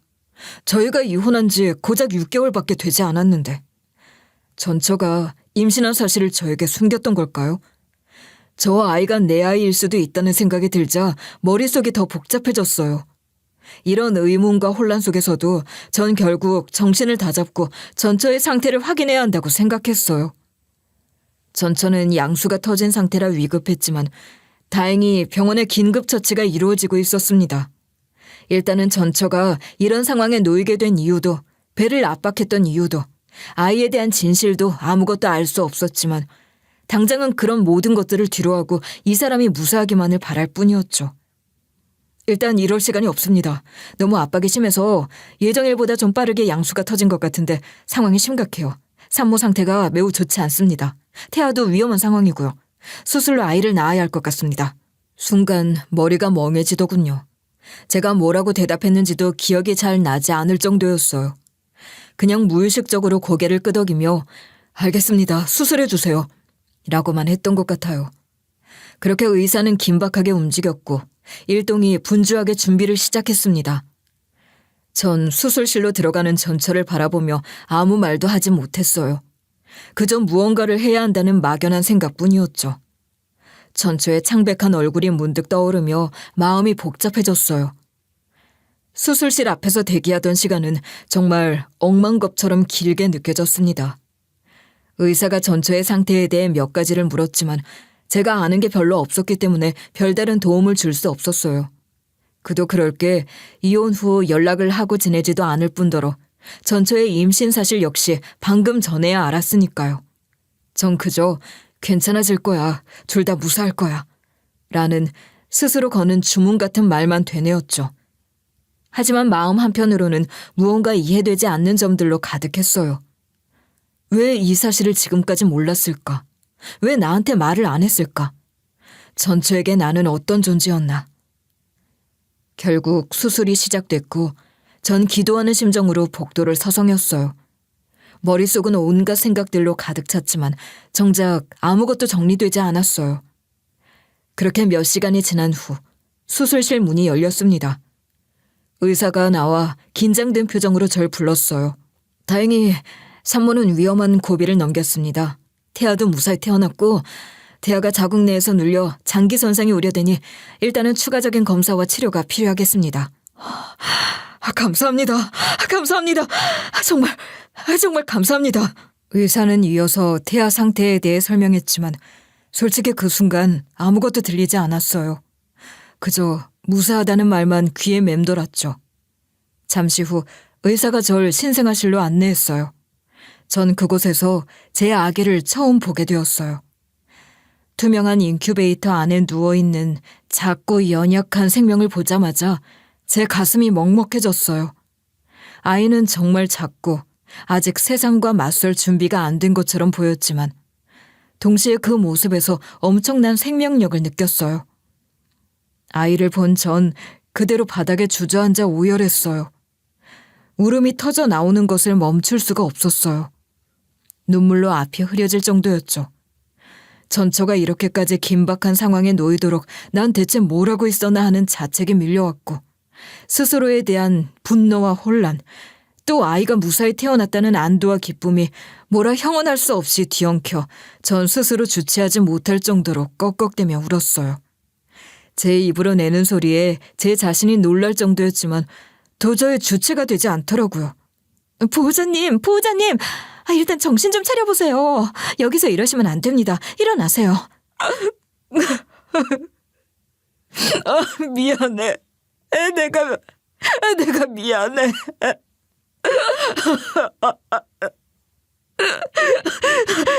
보호자님, 정신 좀 차려보세요. 괜찮으십니까? 간호사들과 의사들이 놀라서 다가오며 괜찮냐, 정신 차려라 따위의 말들을 했지만 제겐 웅얼거리게 들릴 뿐이었고 꼼짝도 할 수 없었어요. 미안해, 잘못했어, 고마워 따위의 말들이 계속 제 입에서 튀어나왔고 한참을 혼비백산한 채로 있었죠.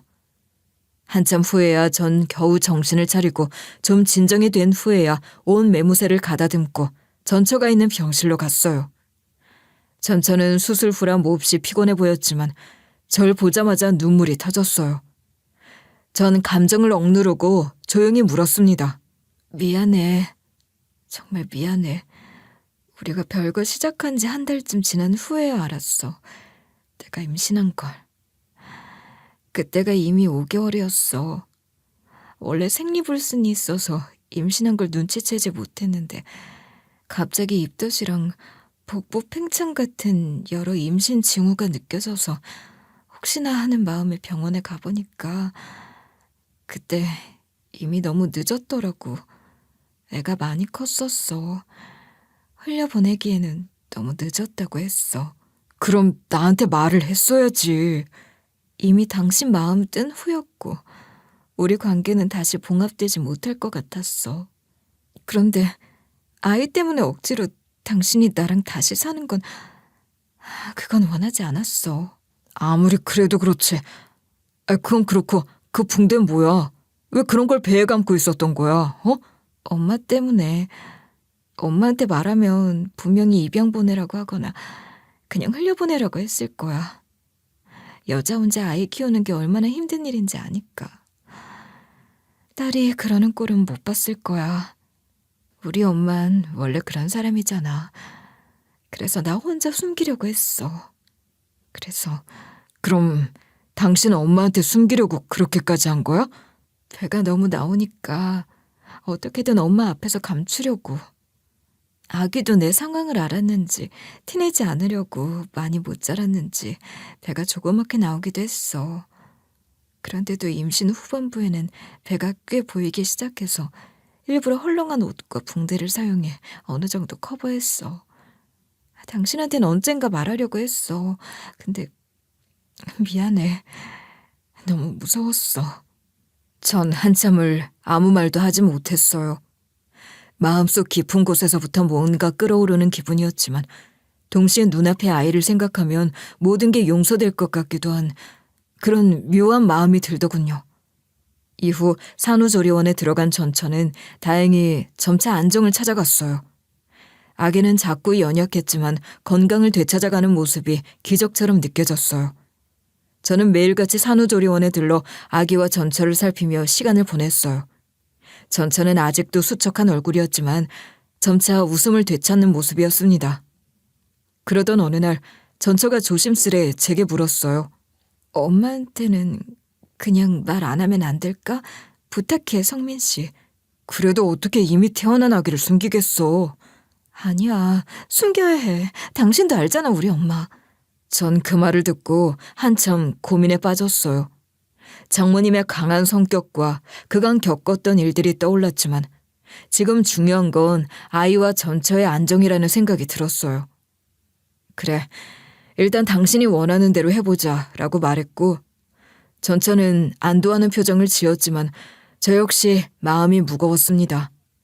숨긴 채 살아가는 일이 과연 가능할까 싶었거든요. 그렇게 조심스러운 시간을 보내던 어느 날이었습니다. 날벼락 같은 일이 생겼죠. 전 장모님이 산후조리원으로 찾아오고 만 거예요. 전처와 통화를 하던 와중 조리원 직원이 주다영 산모님하고 제 전처를 부르는 소리를 전 장모님이 듣게 됐고 그 길로 곧바로 전처를 닥달하기 시작한 거였죠. 전처는 엄마가 잘못 들은 거라며 대충 얼버무렸지만 그렇게 넘어갈 호락호락한 분이 아니거든요. 결국 온갖 난리를 친 끝에 전처는 사실을 실토할 수밖에 없었죠.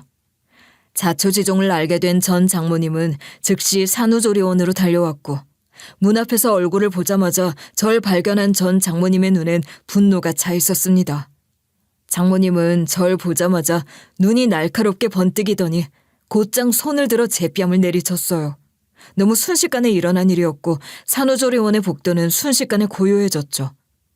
전 장모님의 벼락 같은 호통에 일순간 모두가 저희를 바라봤습니다. 이혼한다고 별거하자고 할 땐 언제고 내 딸을 깨어내서 네 욕구나 풀었냐? 이 못된 놈아. 어떻게 이렇게 비열할 수가 있어? 내 딸이 혼자 임신해서 고생한 거 생각하면 억장이 무너진다. 내가 너 같은 놈을 사위로 들이다니. 내가 죽을 때까지 땅을 치고 후회할 거야. 엄마, 제발 그러지 마. 다 끝난 일이야. 내가 선택한 거야. 이 사람 잘못 없어. 이 사람한테 그러지 마. 이 바보 같은 년. 이 순에 빠진 년. 내가 그러길래 뭐라 그랬어. 남자 새끼 믿는 거 아니라고 했지? 너 어째 또 이 애미 팔자를 따라가려고 그래? 왜? 뭐 좋은 팔자라고 내 팔자를 따라가. 너도 너 혼자 애 키우느라 평생 아까운 청춘 다 날려보내려고 그래? 왜 그래 엄마? 내가 왜 엄마 팔자를 따라가? 나한텐 성민 씨가 있잖아. 성민 씨 어디 안 가고 지금 여기 있잖아. 어? 이혼한 남편 놈이 잘도 돕겠다. 지 새끼도 버리고 떠나는 게 사내 새끼들이야. 근데 이혼까지 안 마당해. 아이고 퍽이나. 장모님, 전 다릅니다. 장인어른처럼 무책임하게 굴지 않아요. 제 아이 어떻게든 책임지겠습니다. 다영이도 제가 끝까지 책임질 겁니다. 저희 비록 이혼했지만 나쁘게 헤어지지 않았어요. 아이와 다영이 위해서라면 제가 할 수 있는 모든 걸 다 할 겁니다. 믿어주세요. 이후 셋 모두 진정이 된 상태에서 저희는 오랜 얘기를 나눴고 저는 이미 태어난 아이를 전처 혼자 키우게 할 수는 없지 않느냐고 전 장모님을 설득하기 시작했죠. 전 장모님도 전처를 혼자만의 힘으로 어렵게 키운 사람이라 그 얘기엔 마음이 흔들리시더라고요. 결국 오랜 상의 끝에 저희는 다시 한 집에서 살기로 결정했어요. 뭐 다시 법적으로 재혼을 할지 말지 그런 것의 여부는 2차적인 문제였어요. 아직 저희 둘의 관계는 서먹했고 어떤 식으로 이 문제를 풀어나가야 할지 결정짓지 못한 상태였지만 그래도 한 가지 확실한 건 저희 두 사람 모두 아이에 대한 책임이 있는 부모라는 사실이었죠. 아이에 대한 책임감만은 둘 다 확고했고 그 부분에 대해선 이견이 없었습니다. 아이 때문에 갑작스럽게 다시 혼인신고를 하는 건 너무 섣부른 결정 같았고 우선은 전처 밑으로 아이 출생신고를 한 뒤 둘이 다시 합치거나 하는 문제는 시간적 여유를 두고 천천히 생각하고 의논해 보기로 했죠. 전 전처와 아이와 함께 살 수 있는 집도 알아보기 시작했어요. 전처는 전 장모님의 집으로는 절대 돌아가기 싫다고 강하게 주장했고 저 역시 장모님과의 갈등이 계속될 것이 뻔하다는 점에서 동의했어요. 결국 기존에 제가 살고 있던 집을 정리하고 셋이 함께 지낼 수 있는 조금 더 큰 집으로 이사를 하게 되었습니다. 전 장모님은 이 결정에 불만이 많았지만 아이 문제가 걸려서인지 그렇게 강하게 반대하진 않으시더라고요. 전처도 저도 처음에는 계속 어색한 분위기가 계속됐고 전 장모님도 자주 찾아와 간섭했지만 점차 아이의 존재가 저희 사이의 중심이 되어주기 시작했어요. 그러면서 점점 다시 옛날처럼 한 가족으로 돌아간 듯한 기분도 들더군요. 아이를 위해서라도 우리는 더 나은 관계를 만들어야 한다는 생각이 들었고 조금씩 서로를 이해하려 노력하기 시작했어요. 그렇게 모든 게 안정을 찾아가고 있는 듯 하던 날이었습니다. 아이는 100일을 며칠 앞두고 있었고 그쯤 되니 얼굴이 붓기가 빠지고 점점 또렷해지기 시작하더라고요. 처음엔 그저 귀엽다는 생각뿐이었는데 하루는 한참 아이를 들여다보다 이상한 기분이 들었어요. 아무리 봐도 제 얼굴에서 아이의 얼굴을 찾을 수가 없는 거예요. 아이가 아직 어려서 그런가? 라고 스스로를 달래봤지만 뭔가 쎄한 기분이 들더라고요. 얼굴만이 아니라 손가락이나 눈매 같은 작은 디테일까지도 저와는 너무 다르다는 생각이 들었거든요. 너무 지나치게 절 닮지 않은 아이, 전체가 배에 감고 있던 붕대, 그날의 상황들. 의심은 쉽게 가시지 않았어요. 지금까지는 매일같이 울어대는 아이와 전쟁을 치르느라 정신이 없었는데 찬찬히 생각을 해보면 해볼수록 이래저래 너무 앞뒤가 안 맞고 이상한 지점들이 많다 싶은 거예요. 한번 자란 의심은 걷잡을 수 없이 커지기 시작했습니다. 그러다 문득 전처가 아이가 태어난 이후로 자주 피곤하다고 핑계를 대며 제게 이런저런 질문을 피했던 모습이 떠올랐어요. 점차 의심이 꼬리에 꼬리를 물었고 전 더 이상 참지 못하고 친자 검사를 진행하기로 했어요. 전처에게는 당연히 알리지 않았죠. 몰래 아이의 샘플을 얻었고 친자 검사를 의뢰했습니다. 결과지를 받던 날 병원 문을 나서는 제 손은 주체할 수 없이 떨리고 있었습니다. 봉투를 열어 결과를 확인한 순간 눈앞이 하얘졌습니다. 아이는 제 친자가 아니었습니다. 문장이 또렷하게 눈에 들어왔어요. 북의 확인, 불일치 라는 차가운 글자가 제 눈앞에 박혀 있었죠. 하고 짧은 탄식이 저도 모르게 튀어나왔어요. 머릿속에는 오직 하나의 결론만 떠올랐습니다. 전처는 우리가 결혼 생활을 하던 중에 다른 남자와 불륜을 저질렀다는 거였어요. 그것도 아이가 생길 정도로 깊은 관계였다는 거죠. 점차 숨이 가빠지고 눈앞이 어지러워졌습니다. 이런 배신을 당하고도 그냥 넘어간다면 평생 후회할 것 같았어요. 곧장 변호사를 찾아갔습니다. 상담에서 변호사는 이혼 후에 불륜 사실이 드러나도 소송이 가능하다고 했어요. 위자료 청구는 불륜 사실을 알게 된 날로부터 3년 이내에, 그리고 부정행위가 발생한 날로부터는 7년 이내에 가능하지만 중요한 건 증거라고 하더군요. 상대방의 불륜을 입증하지 못하면 소송이 원하는 대로 진행되지 않을 수 있다고요. 변호사의 말을 들으면서 저는 이를 악물었어요. 철저히 완벽하게 준비해서 이 배신감을 갚아주겠다고 다짐했죠. 그로부터 전 전처와 전 장모님에겐 아무 일도 없었던 것처럼 행동하기 시작했어요. 전처가 제게 거짓말을 하고 있다는 사실을 알게 된 이후로 모든 행동이 연극처럼 느껴졌습니다. 육아로 힘들다고 하소연할 때도, 장모가 절 구박할 때도 속으로만 분노를 삼키며 차근차근 준비를 했습니다. 전처가 육아에 지쳐 잠든 사이 전처의 지문을 이용해 휴대전화를 몰래 열어봤습니다. 거기에는 낯선 남자와 주고받은 대화가 담겨 있었어요. 당신 벌써 보고 싶어. 나도 보고 싶어. 우리 아기도 보고 싶고. 사진 더 보내줄까? 사진으로만 보는 건 지겨워. 직접 만나서 안아보고 싶은데. 그럼 언제 보러 와. 내가 잘 피해서 시간 내볼게. 그랬다간 난리나. 아직은 우리 더 조심하자. 둘 다 끝장나는 수가 있어. 기가 막힌 대화들이 끝도 없이 이어졌습니다. 손이 떨려서 자칫하면 휴대폰을 떨어뜨릴 뻔하다가 모든 대화 내용과 둘의 사진 등 모든 증거를 제 휴대폰 카메라로 촬영하기 시작했어요. 상대를 알아내고 나니 그 뒤로 할 일은 선명하고 분명했어요. 전처 차의 블랙박스 영상을 확인하고 파일 내부에 녹음 및 촬영된 파일들도 건지게 됐죠.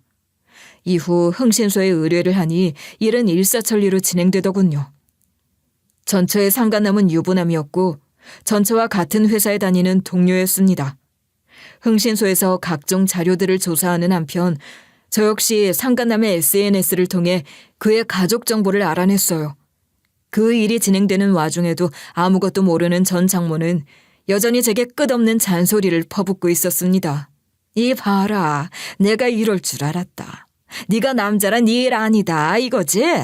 그렇게 뭐든 다 할 것처럼 굴더니 기저귀 하나 안 갈고 저러고 있는 꼴을 봐라.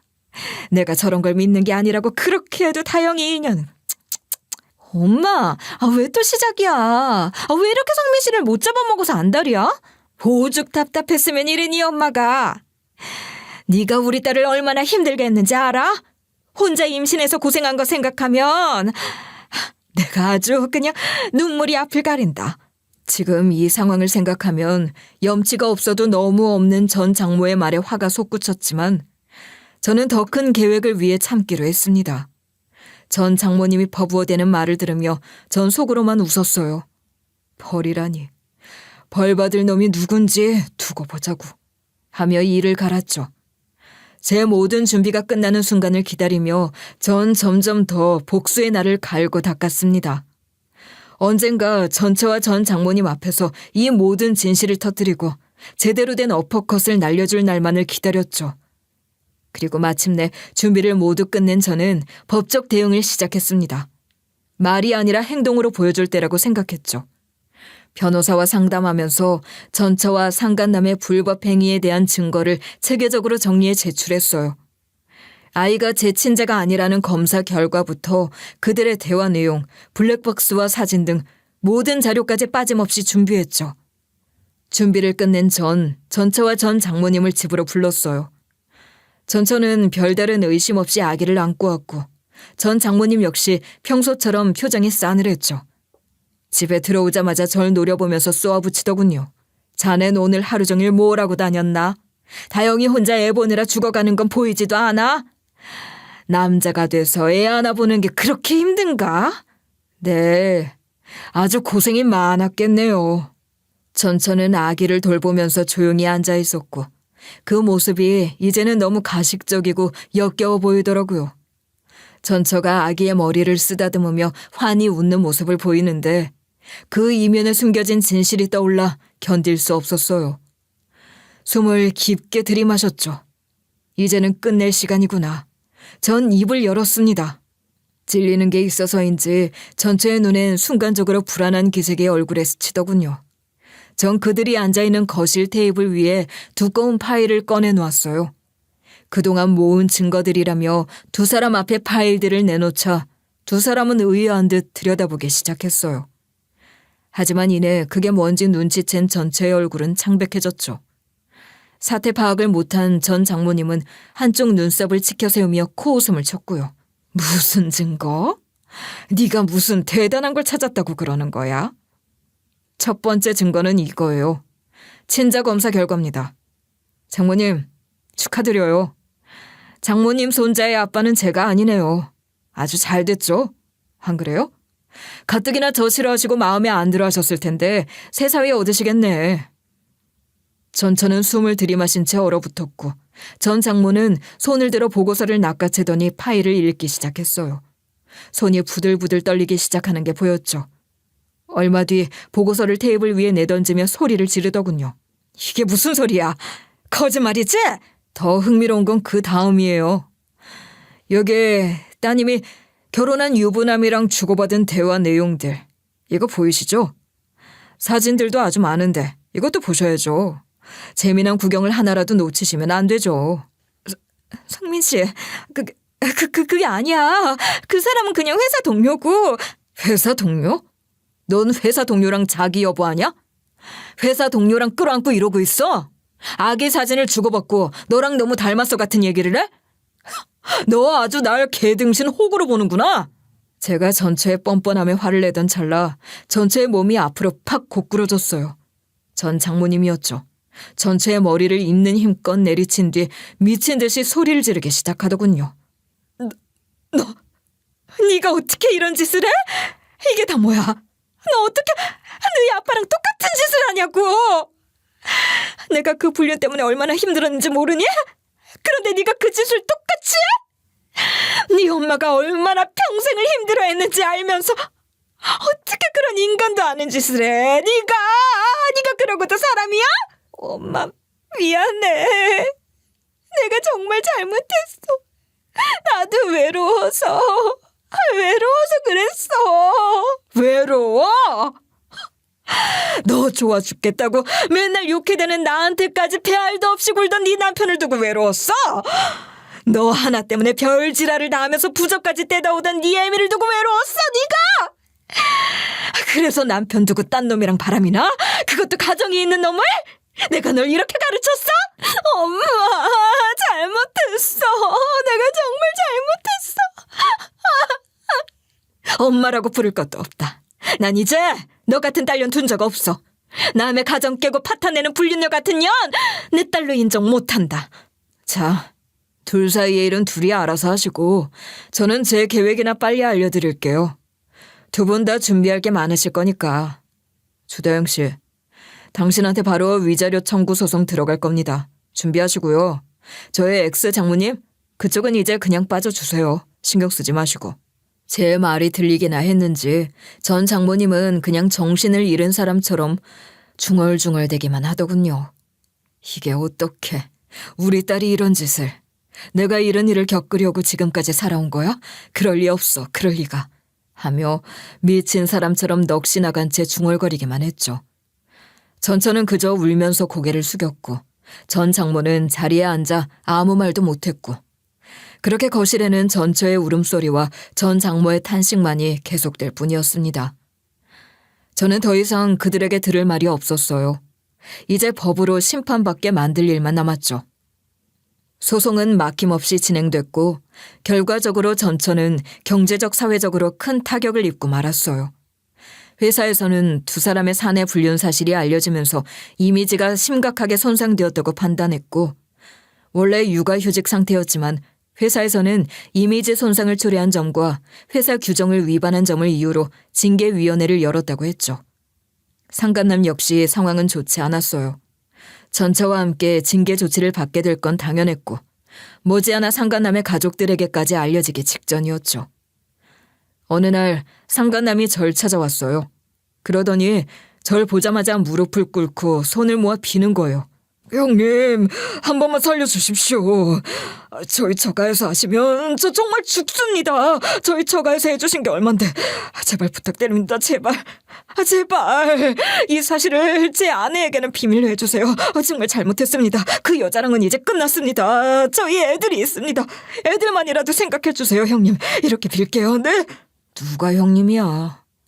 나 당신 같은 아우 둔 적 없어. 그리고 그쪽 처가에서 난리가 나든 애들이 충격을 받든 그게 나랑 무슨 상관인데? 합의금을 더 드릴게요. 원하는 대로 드리겠습니다. 그러니까 제발 법정으로 가는 것만은 막아주세요. 이렇게 부탁드립니다. 저 정말 잘 살겠습니다. 앞으로 정신 차리고 제대로 살겠습니다. 그러니까 사람 하나 살린다고 생각하시고 제발. 상간남은 제게 제 생각보다 훨씬 큰 금액을 제시했어요. 결국 전 일단 소송을 곧바로 시작하려던 걸 잠시 멈추고 생각을 했죠. 그러던 와중 두 사람의 회사에서는 징계위원회를 열었고 도덕적 해이와 회사 이미지 실추를 이유로 두 사람을 해고 조치하더라고요. 저는 감봉이나 정직 정도를 생각했는데 제 생각보다 조치가 더 강해져 저도 좀 놀랐어요. 사실 전천의 회사가 아동교육과 관련이 있는 곳이었거든요. 그렇다 보니 이런 일이 미칠 파장이나 이미지 때문인지 아무리 사적인 일이었다고 해도 얄짤없이 해고까지 하더라고요. 상간남과의 합의 끝에 저는 제 예상을 훨씬 웃도는 돈을 합의금으로 받기로 했고 소송은 제기하지 않았어요.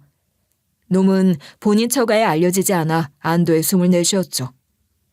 한편 전 장모님은 이 상황을 받아들이지 못했어요. 본인 딸이 불륜을 저질렀다는 사실을 부정할 수 없게 되자 절 찾아와 무릎을 꿇고 빌기 시작하더군요. 강서방, 제발 내 딸을 용서해주게. 내가 다 잘못했어. 내가 강서방한테 했던 거 평생 갚으라면 갚을게. 그러니까 우리 딸 좀 살려줘. 그 애도 나처럼 평생 지 혼자 자식 키우며 살게 하고 싶지 않아. 그럴 수는 없어. 그래서요? 저더러 그 애 키우며 살기라도 하라는 겁니까? 자네도 아이를 원했잖아. 몇 년을 원했잖아. 기가 막히네요. 그럼 그렇게 태어난 애를 제 애로 생각하기라도 하라고요? 그런 인생 살 생각 전 없어요. 염치가 없어도 정도껏이어야죠. 본인 자식이 저지른 일입니다. 저야 이혼하고 끝냈지만 부모 자식 간엔 그것도 안 되잖아요. 본인 죄다 생각하고 평생 끌어안고 사세요. 강서방, 이렇게 부탁하네. 제발 한 번만 다시 생각해줘. 제 바지가랑이를 붙잡고 빌어대는 전 장모를 두고 전 차갑게 돌아섰습니다. 전 이제 더 이상 옛날의 제가 아니었거든요. 그런 어리석은 선택은 절대 할 수 없죠. 전 아이와 관련된 모든 서류를 정리하고 전처와 전 장모님과의 모든 연락도 끊었어요. 더 이상 그들과 얽히고 싶지 않았어요. 그렇게 그 지긋지긋하던 집구석을 완전히 떠났죠. 소송은 당연히 제가 완승했어요. 제가 받은 위자료는 생각보다 꽤 큰 금액이었어요. 사실 상간남이 법적 대응만은 피하려고 합의금을 더 얹어줬거든요. 저는 그 돈으로 전세금을 늘리고 새 집으로 이사를 했어요. 새 집에 들어가서 이제 이런 일에 휘말리지 말고 평화롭게 살자. 외로움에 못 이겨 가족을 만들려 애쓰지 말고 혼자 한번 서보자 하고 스스로에게 다짐했죠. 그리고 어느 정도 마무리되고 나서 얼마 지나 알게 된 건데 웃긴 게 뭔 줄 아세요? 제 전처가 상간남의 아내를 직접 찾아가서 모든 사실을 밝히고 그 아내에게 애를 호적에 올려달라고 부탁했다는 거예요, 글쎄. 전처 입장에서는 애 아빠가 상간남이니 책임을 지게 하려고 했던 거겠죠. 그러자 그쪽 집에선 난리가 났죠. 전 합의금 받고 끝내려고 했는데 전처가 알아서 불을 지핀 덕에 결국 상간남은 저한테 합의금으로 돈 날리고 결국엔 비밀까지 폭로되고 모든 걸 잃어버리고 만 거예요. 권선징악, 인과응보, 사필규정. 그런 게 세상에 있긴 있나 봐요. 상간남은 본처한테 울고불고 매달렸지만 그 댁 처가가 좀 힘이 있는 집이라 완전히 모든 걸 잃고 쫓겨난 모양이고 그렇게 모든 걸 잃어버린 두 인간이 직장 없이 재산 하나 없이 저희 전 장모 댁에 얹혀 살며 애를 키우고 있다는 정말 기가 막히고 웃음이 터져 나오는 소식이었습니다. 그 좁은 집에 넷이 복작복작거리며 살 걸 생각하니 아주 통쾌해 웃음이 나더군요.